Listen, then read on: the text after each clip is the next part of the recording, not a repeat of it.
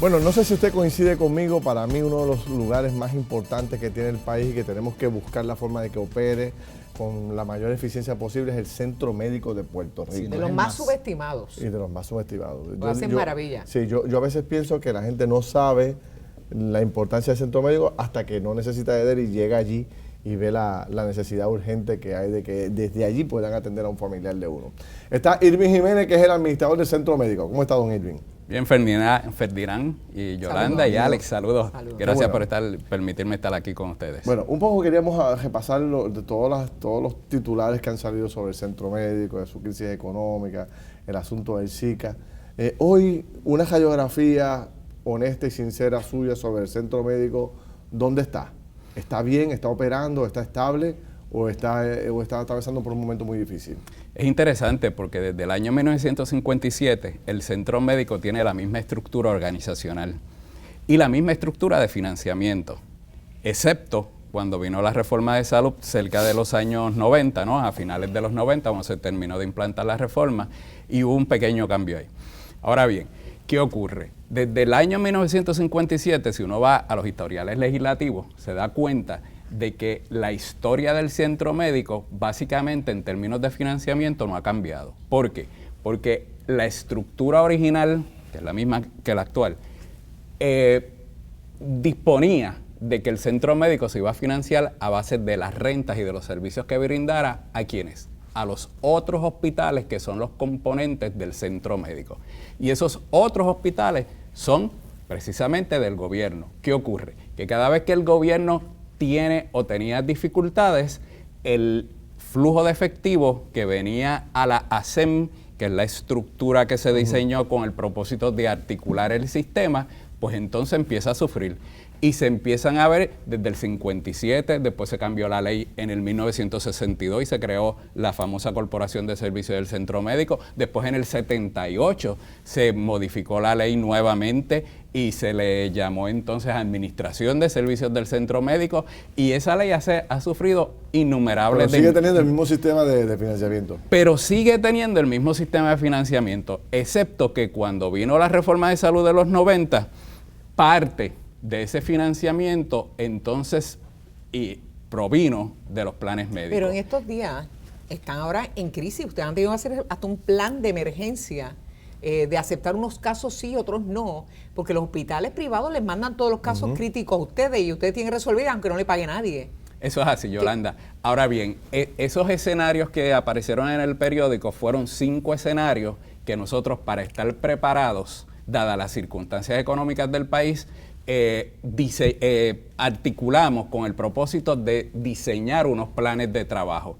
El peor de los escenarios, según el mejor entender nuestro, es de que no ocurra nada, o sea, de que no haya reestructuración de la deuda o el Congreso no apruebe nada, el Tribunal Supremo, el gobierno entonces se ve imposibilitado a enviarnos el dinero que nos envía, y entonces sí nosotros tenemos que hacer algo. Uno de los planes que desarrollamos es que en lugar de recibir, el Centro Médico recibe el 50-55% de los pacientes vienen de otros hospitales o otros proveedores de salud. Iban a racionar eso ahí. Y nosotros no es que lo vamos a racionar, sino que vamos a priorizar. Pero eso no está ocurriendo. Eso no está ocurriendo. Si llega la crisis en su máxima expresión. Es correcto. Que no recibamos los fondos del Estado, las asignaciones legislativas, que para ASEM son $27 millones al año. Yo escuchaba o he escuchado de hospitales privados que por cualquier cosa mandaban los pacientes para centro médico. Para evitar la demanda. Nosotros sí tenemos esos casos, especialmente en las épocas que llamamos pico. Semana Santa, ahora en verano, en Navidades, en Acción de Gracias, ocurre y tiende a ocurrir ese elemento. Pero es por lo que ocurre, por lo que menciona Yolanda, para evitar quizás demandas, los hospitales privados no están tan protegidos.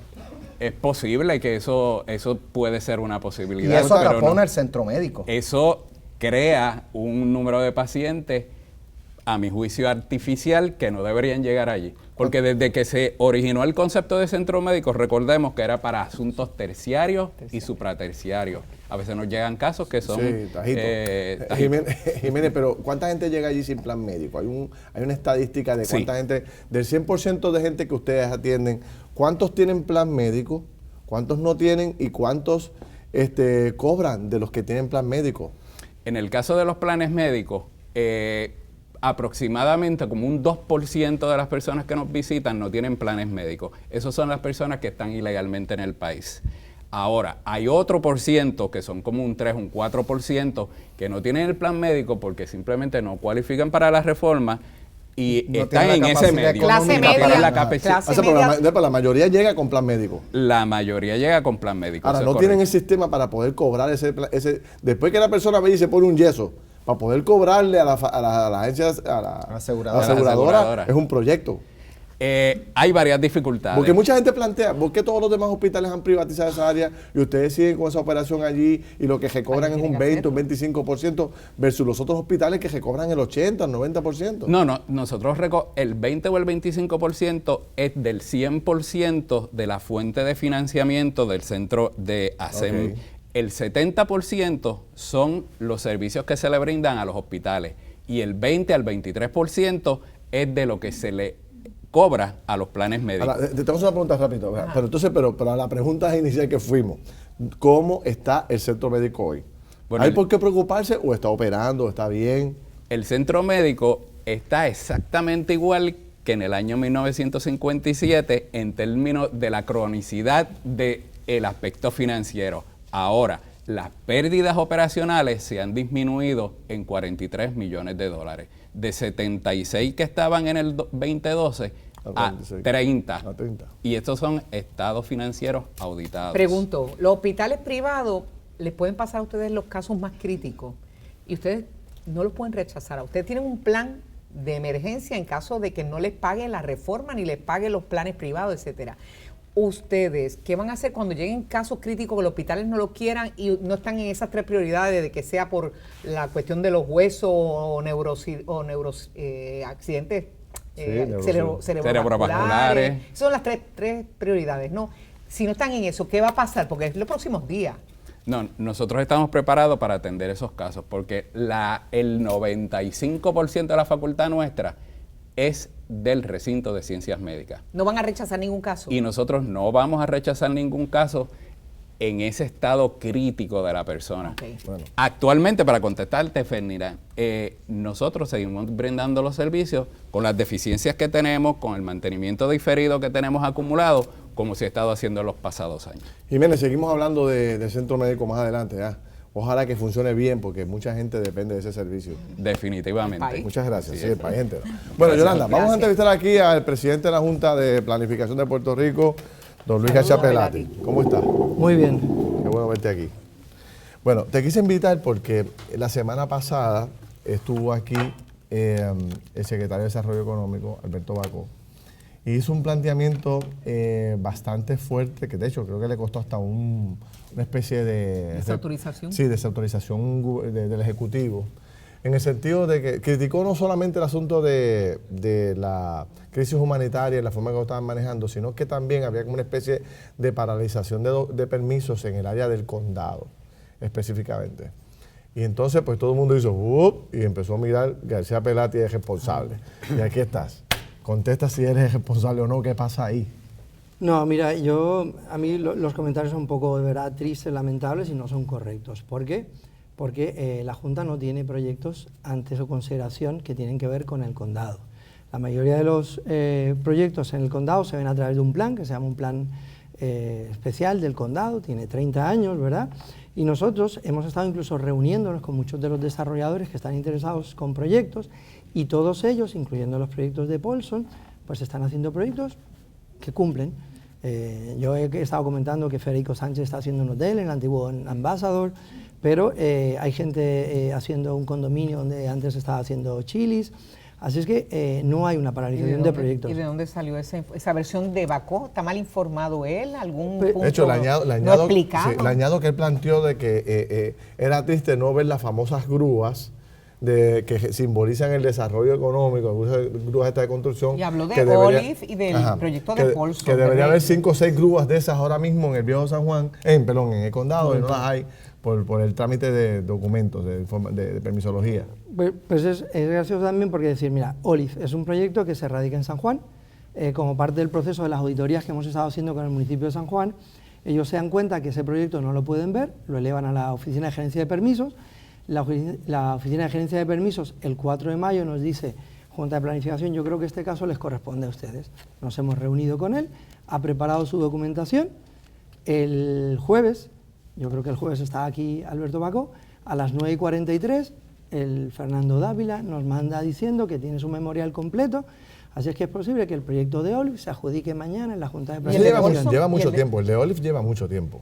El de Olive lleva mucho tiempo y fue una mezcla que también es importante resaltar muchas veces en procesos de permisos, unos errores en la manera en que se radica el proyecto, pareciendo indicar que tenía más cambios que lo eran correctos. Es un proyecto que un poco era una rehabilitación, por lo tanto, al verlo nosotros, estamos viendo los aspectos, nos correspondía a nosotros, no al municipio de San Juan, lo estamos viendo y lo estamos adjudicando. Pero la parte más importante, al final la Junta tardó en adjudicar desde el jueves por la noche a las 9:43, que yo contesto el email, a mañana que lo vamos a adjudicar. Pero precisamente tiene que venir Alberto Bacó aquí para que los componentes de los permisologías desde San Juan, ARPE me dice, y la Junta de Planes se coordinen y se den cuenta de que eso puede caminar más rápido y que ustedes le den el permiso más rápido. No, yo de verdad no sé de dónde sacó la información Alberto, porque nosotros estamos trabajando muy directamente con la Oficina de Gerencia de Permisos,